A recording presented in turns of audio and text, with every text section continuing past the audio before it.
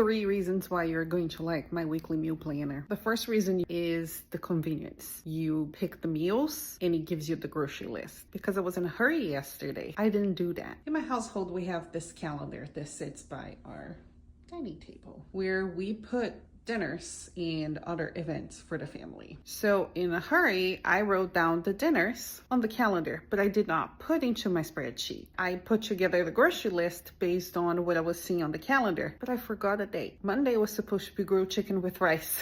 I don't have chicken. I completely forgot about it. Had I actually used the spreadsheet that I created to save me time, I wouldn't be in this position right now. Now I know what you're thinking. Sounds like a lot of work. And it can be at first because you do have to write down the meals and the ingredients for the meals. But honestly, I have about 10 recipes that I rotate every other week, and that's about it. It also helps me see, oh God, we're having chicken and rice every single week. We probably shouldn't. We will have every week. I make the chicken on the grill and everybody loves it, and I gotta enjoy why I can use the grill. The third reason why you are going to love the weekly meal planner. Something's broken. I'm here to fix it. There's no, I need to file a ticket with the developer for an app. There's no, oh my God, what am I gonna do? I am always available to help with any problems that you run into with any of my templates.